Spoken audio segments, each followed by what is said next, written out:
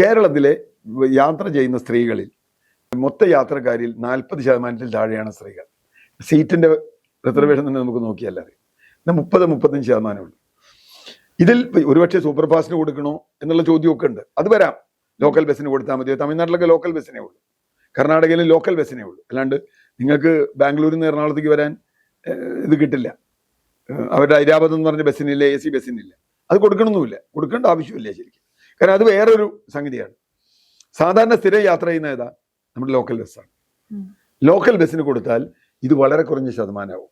ഒന്നാമത് ഒരുപാട് അധിക ചെലവുകൾ സർക്കാർ ചെയ്യുന്നു അനാവശ്യമായി. അതിന് നോക്കുമ്പോൾ ഇത് വളരെ സിമ്പിളായ കാര്യമാണ്. ഈ പറയുന്ന കോംപ്ലിക്കേഷൻ ഉണ്ട്, അതിൽ ഈ പറഞ്ഞ ചർച്ചകൾ കുറച്ച് വേണ്ടി വരും, ഇല്ല എന്ന് പറയുന്നില്ല, അത് ചെയ്യേണ്ടി വരും. പക്ഷെ അത് ചെയ്യുമെന്ന് പറഞ്ഞാൽ അത് അസാധ്യമല്ല എന്ന് ഞാൻ പറഞ്ഞുള്ളൂ. It is difficult but not impossible. It is possible. അതുകൊണ്ട് അത്തരം പദ്ധതികൾ വരണം. ഞാൻ പറയുന്ന സ്ത്രീകൾക്ക് 1000 രൂപ കൊടുക്കുക എന്ന് പറയുന്നേക്കാൾ നല്ലതാണ് KSRTC കൊടുക്കുക എന്നുള്ളത്. കാരണം യാത്ര ചെയ്യുന്നവരിൽ ഇത് ഉപയോഗിക്കുള്ളൂ. എല്ലാവർക്കും 1000 രൂപ ഇട്ടിട്ട് കാര്യമില്ലോ. ഇപ്പോൾ അതാണ് അതിൻ്റെ ഒരു പ്രശ്നം. KSRTC ഞാൻ പറയുന്നു, ഇപ്പോഴും പറയുന്നു, KSRTC ലാഭനഷ്ടങ്ങളുടെ ഒരു വിഷയവുമല്ല. അതുകൊണ്ട് സതീശനെ സംബന്ധിച്ചിടത്തോളം സതീശൻ കേരളത്തിന്റെ പുതിയ വരുമാന സാധ്യതകളെ കുറിച്ചുള്ള വീക്ഷണം സതീശനുണ്ട്. അത് സ്വർണത്തെക്കുറിച്ചായാലും മറ്റു രീതിയിലായാലും അത് നടപ്പാക്കണം. കേരളത്തിൽ പലരും നടപ്പാക്കാൻ ധൈര്യമില്ല. ഇനിയിപ്പോൾ കോൺഗ്രസ് വന്നാലും സതീശൻ വന്നാലും അത് നടപ്പാക്കുന്നതിന് തടസ്സങ്ങളുണ്ടോ എന്നുള്ളത് അത് പൊളിറ്റിക്കലായ വിഷയം. എല്ലാത്തിനും ബദലായ ഒരു പദ്ധതി സതീശന്റെ മനസ്സിലുണ്ട്. അധികാരത്തിൽ വന്നു കഴിഞ്ഞാൽ ഇപ്പൊ ആര് മുഖ്യമന്ത്രിയായാലും അധികാരത്തിൽ വന്നാൽ ടീം UDF ചെയ്യേണ്ട കാര്യങ്ങൾ ഇതൊക്കെയാണ് എന്ന് പറയുമ്പോൾ എനിക്കൊരു സംശയമുണ്ട്. ഇന്ദിരാ ഗ്യാരണ്ടി എന്ന് പറഞ്ഞ് 5 ഗ്യാരണ്ടി ഉയർത്തിക്കാട്ടി തന്നെയാണ് ഈ തെരഞ്ഞെടുപ്പിനെ നേരിട്ടത്. കോൺഗ്രസിന്റെ പ്രകടന പത്രിക സാധാരണക്കാരായ സ്ത്രീകളെ സ്വാധീനിച്ചിട്ടുണ്ട്. KSRTC ബസ്സിൽ സൗജന്യ യാത്ര സ്ത്രീകൾക്ക് നൽകുമെന്ന് പറഞ്ഞത് സ്ത്രീകളെ സ്വാധീനിച്ചിട്ടുണ്ട്. അവിടെ ഒരു മാനദണ്ഡവും പറഞ്ഞിട്ടില്ല.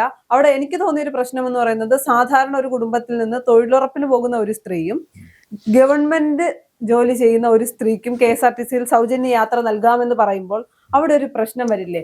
രണ്ടാമത്തെ കാര്യം, നേരത്തെ പറഞ്ഞതുപോലെ KSRTC എന്ന് പറയുന്നത് ലാഭത്തിൽ ഓടുന്നതല്ല. അപ്പൊ എങ്ങനെയായിരിക്കും ആ പ്രകടന പത്രികയിലെ അല്ലെങ്കിൽ ഇന്ദിരാ ഗ്യാരണ്ടിയിലെ KSRTCയിൽ സ്ത്രീകൾക്ക് സൗജന്യ യാത്ര നടപ്പിലാക്കാൻ കഴിയുന്നത്? അവിടെ എന്ത് ബദൽ പദ്ധതി ആയിരിക്കും? അല്ല, അവിടെ ഒരു കാര്യം സതീശൻ തന്നെ പറഞ്ഞിട്ടുണ്ട്, സാങ്കേതികമായി ചില തടസ്സങ്ങളുണ്ട്, അത് മാറ്റണം. പക്ഷെ ഇത് അപ്രായോഗികമല്ല. പല സംസ്ഥാനങ്ങളും നടപ്പാക്കിയിട്ടുള്ള തമിഴ്നാട്, തെലങ്കാന, ഡൽഹി, കർണാടക എല്ലാ സ്ഥലത്തും നടപ്പാക്കിയിട്ടുള്ളതാണ്. അതാണ് ഒരു കാര്യം. പിന്നെ പ്രായോഗികതയുടെ ഇപ്പോൾ ബസ്സിൽ കാറിൽ പോകുന്ന ഒരാൾ അല്ല, ഞാൻ കാറിൽ പോകുന്നില്ല ബസ്സിൽ പോകാൻ തീരുമാനിച്ചാൽ, ഒരു സ്ത്രീ തീരുമാനിച്ചാൽ ആ സ്ത്രീക്ക് സൗജന്യം കൊടുക്കണം എന്നാണ് ഞാൻ പറയുക. എന്താ കാര്യം എന്നറിയോ? അല്ലെങ്കിൽ അവർ കാറിൽ പോയാൽ ഞാനതിൻ്റെ ഒരു പരിസ്ഥിതി പ്രവർത്തനം എന്നുള്ളതിലേക്കും ഒരു സാമൂഹ്യ വീക്ഷണമുള്ള ആളെന്നുള്ളതിലേക്കും കാറിൽ യാത്ര കുറയ്ക്കുകയും പബ്ലിക് ട്രാൻസ്പോർട്ടിലേക്ക് കൂടുതൽ ആളുകളെ കൊണ്ടുവരികയും വേണം എന്നുള്ളതാണ്.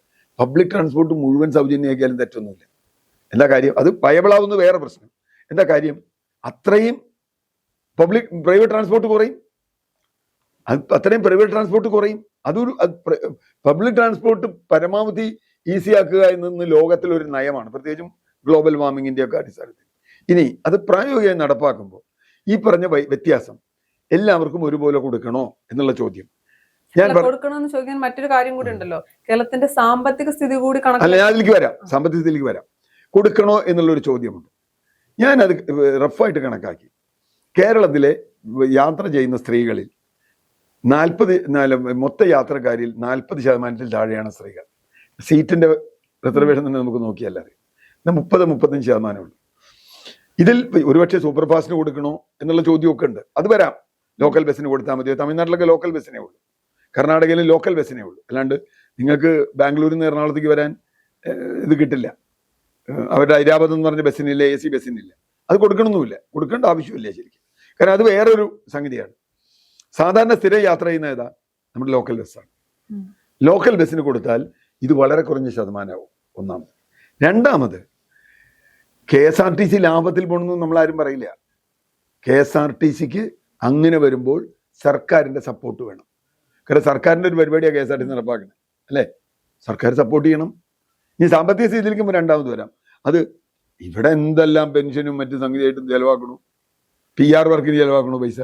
ഞാൻ പറഞ്ഞ ആ പൈസ കുറച്ചിട്ട് ഈ KSRTC സബ്സിഡൈസ് ചെയ്യണം. KSRTC സബ്സിഡൈസ് ചെയ്യണം എന്ന് പറയുന്ന ഒരാളാണ് ഞാൻ എല്ലാ കാലത്തും. കാരണം KSRTC നിലനിൽക്കണം. പബ്ലിക് ട്രാൻസ്പോർട്ട്, ഈവൻ പ്രൈവറ്റ് ബസ്സിനെ പോലും സബ്സിഡൈസ് ചെയ്യാം വേണമെങ്കിൽ. കാരണം എന്താ വെച്ചാൽ അവര് രാജ്യത്ത് ജനങ്ങളെ ഒന്നിച്ചു കൊണ്ടുപോകുന്ന മാസ് ട്രാൻസ്പോർട്ടാണ്. അത് ചെയ്യാം. അങ്ങനെ ചെയ്യുമ്പോൾ അതിന് വരുന്ന തുക കണ്ടെത്താൻ സർക്കാരിന് കഴിയുമെന്നാണ് ഞാൻ വിചാരിക്കുന്നത്. അതിന് കാരണം ഒരുപാട് അധിക ചെലവുകൾ സർക്കാർ ചെയ്യുന്നു അനാവശ്യമായി. അതിന് നോക്കുമ്പോൾ ഇത് വളരെ സിമ്പിളായ കാര്യമാണ്.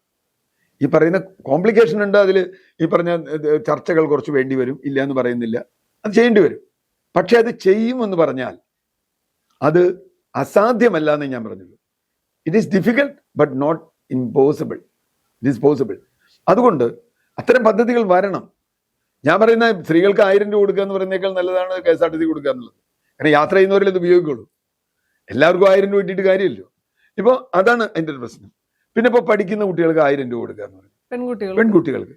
അതും തെറ്റല്ല. കാരണം കുട്ടികളെ സംബന്ധിച്ചിടത്തോളം അവർക്ക് പോക്കറ്റ് മണിയും മറ്റു രീതിയിലുള്ള പൈസയായിട്ടും കിട്ടുന്നത് നല്ലതാണെന്നാണ് ഞാൻ വിചാരിക്കുന്നത്. കാരണം മാത്രമല്ല അവർക്ക് വീടിനെ ആശ്രയിക്കാതെ ചെലവ് ചെയ്യാൻ കഴിയും. പല വീടുകൾക്ക് സപ്പോർട്ട് ചെയ്യാൻ കഴിയില്ല. പലർക്കും ഇപ്പോൾ ഹയർ എഡ്യൂക്കേഷന് പോകുന്നതിൻ്റെ ഒരു പ്രശ്നം ഇതാണ്. അവർക്ക് പൈസ ഉണ്ടാവില്ല, വീട്ടിൽ പൈസ ഉണ്ടാവില്ല. കാരണം അവരുടെ മറ്റ് ചെലവുകളുണ്ട്. ഇപ്പോൾ സൗജന്യമാണ് വിദ്യാഭ്യാസം എന്ന് പറയുമ്പോൾ പോലും പുസ്തകം, യാത്ര, ഭക്ഷണം, താമസം, അങ്ങനെയുള്ള പ്രശ്നങ്ങളില്ലേ. ഒരു ഹോസ്റ്റലിൽ താമസിക്കുന്ന കുട്ടിക്ക് 1000 രൂപ കിട്ടിയ ബാക്കി കണ്ടെത്തിയാൽ മതിയല്ലോ വീട്ടുകാർ. തീർച്ചയായിട്ടും ഞാൻ പറയുന്നത്, അപ്പോൾ കുട്ടിക്ക് കോളേജിൽ പോകണമല്ലോ. കോളേജിൽ പോകണ കുട്ടിക്കല്ലേ കിട്ടുള്ളൂ. അപ്പോൾ കുട്ടികൾ കോളേജിൽ പോകാൻ ഇൻസെൻറ്റീവ് ആണെങ്കിലോ നല്ലതല്ലേ? ഞാൻ അങ്ങനെയാണ് ഒരു സോഷ്യൽ എഞ്ചിനീയറിങ്ങിനെ ഞാൻ അതിനെ കാണുന്നത്. തീർച്ചയായിട്ടും ഇന്ദിരാ ഗ്യാരണ്ടി ഏതർത്ഥത്തിലാണെങ്കിലും, അതുപോലെ ഇപ്പോൾ ഇൻഷുറൻസ് ഞാൻ അന്വേഷിച്ചു. ഇൻഷുറൻസ് 25 ലക്ഷം രൂപയുടെ ഇൻഷുറൻസ് അത്ര വലിയ പൈസയൊന്നുമല്ല. കാരണം ഗ്രൂപ്പ് ഒരു കുടുംബത്തിനാകെ എടുക്കുകയാണ്. ഒരു 50-60 ലക്ഷം കുടുംബങ്ങളുണ്ട് കേരളത്തിൽ. 60 ലക്ഷം കുടുംബങ്ങൾക്ക് എടുത്താൽ വളരെ ചെറിയ പൈസയ്ക്ക് അത് ചെയ്യാൻ പറ്റും. ഇൻഷുറൻസ്, ഏത് ഇൻഷുറൻസിൻ്റെ ഇംപ്ലിമെൻറ്റേഷൻ കുറച്ച് ബുദ്ധിമുട്ടാണ്. കാരണം വെച്ചാൽ കുറേ കണ്ടീഷൻസ് ഉണ്ടാവും. ഏത് ഇൻഷുറൻസിൻ്റെയും കണ്ടീഷൻസ്, അതൊക്കെ പ്രോബ്ലം ഉണ്ടോ. ഇപ്പോൾ ഇവിടെ കാരുണ്യം ഉണ്ടായിരുന്നു. കാരുണ്യം കുറെ കഴിഞ്ഞപ്പോൾ ഇപ്പോൾ ആരും കിട്ടുന്നില്ലല്ലോ. കാരുണ്യം പൂട്ടിക്കെട്ടി വെച്ചില്ലേ, ഇപ്പോൾ കിട്ടാതായില്ലേ. അതുപോലെ സർക്കാരിൻ്റെ മറ്റേ മെഡിസെപ്പ് പോലും വേണ്ടത്ര വിജയകരമല്ലല്ലോ ഇവിടെ നടക്കണേ. നമ്മൾ പരസ്യത്തിൽ മെഡിസെപ്പ് ഗംഭീരമാണ്, പക്ഷെ മെഡിസെപ്പ് അനുഭവിക്കുന്നവരോട് ചോദിച്ചാൽ അറിയാം എന്തെല്ലാം ബുദ്ധിമുട്ടുകൾ അവർ അനുഭവിക്കുന്നു. തീർച്ചയായിട്ടും നമ്മൾ സർക്കാർ ഉദ്യോഗസ്ഥന്മാർക്കൊക്കെ എന്തെല്ലാം സഹായം ചെയ്തു കൊടുക്കുന്നു അല്ലേ? സർക്കാർ ഉദ്യോഗസ്ഥന്മാരുടെ ചികിത്സ, മറ്റു കാര്യങ്ങൾ, മന്ത്രിമാരുടെ പേഴ്സണൽ സ്റ്റാഫിലെ ആളുകൾക്ക് സൗകര്യങ്ങൾ, അതൊക്കെ ചെയ്യുന്നതിൻ്റെ കൂട്ടത്തിൽ കേരളത്തിൽ സഞ്ചരിക്കുന്ന പൊതുഗതാഗതം ഉപയോഗിക്കുന്ന അത് KSRTC. കേരളത്തിലെ മൊത്തം യാത്രയിൽ ഏറ്റവും കൂടുതൽ KSRTC അല്ലല്ലോ, ലോക്കൽ യാത്രകൾ. തീർച്ചയായിട്ടും ലോക്കൽ ബസ്സുകളിൽ കയറുന്ന എല്ലാ സ്ത്രീകൾക്കും കൊടുത്തുകൊണ്ടും ഒരു നഷ്ടവും വരാൻ പോലുള്ള നമ്മൾ ഈ കാണുന്ന മാതിരി ഇല്ല. KSRTC ഞാൻ പറയുന്നു, ഇപ്പോഴും പറയുന്നു, KSRTC ലാഭനഷ്ടങ്ങളുടെ ഒരു വിഷയവുമല്ല. അതുകൊണ്ട് സതീശനെ സംബന്ധിച്ചിടത്തോളം, സതീശൻ കേരളത്തിൻ്റെ പുതിയ വരുമാന സാധ്യതകളെക്കുറിച്ചുള്ള വീക്ഷണം സതീശനുണ്ട്. അത് സ്വർണത്തെക്കുറിച്ചായാലും മറ്റു രീതിയിലായാലും അത് നടപ്പാക്കണം. കേരളത്തിൽ പലരും നടപ്പാക്കാൻ ധൈര്യമില്ല. ഇനിയിപ്പോൾ കോൺഗ്രസ് വന്നാലും സതീശൻ വന്നാലും അത് നടപ്പാക്കുന്നതിന് തടസ്സങ്ങളുണ്ടോ എന്നുള്ളത് അത് പൊളിറ്റിക്കലായ വിഷയമാണ്. ഇപ്പോൾ VS വന്നപ്പോൾ VSന്റെ ആശയം നടപ്പാക്കുന്നതിന് തടസ്സം നിന്ന ആളുകളാണല്ലോ പിണറായി അടക്കമുള്ള ആളുകൾ.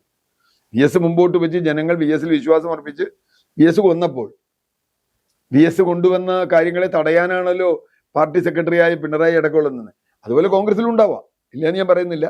അതൊരു ഫൈറ്റാണ്. സ്ത്രീകൾ അടക്കമുള്ള ആളുകൾക്ക് അതൊരു അവകാശമാണ്. ഞാൻ കാണുന്നത് ഒരു വിഷനുള്ള നേതാവായിട്ട് ഇതിനെ വിദ്യാഭ്യാസത്തെക്കുറിച്ചും ആരോഗ്യത്തെക്കുറിച്ചും നന്നായി പഠനം നടത്തിയിട്ടുള്ള ഒരാളാണ് സതീശൻ എന്ന് തന്നെയാണ് എൻ്റെ ഒരു നിലപാട്.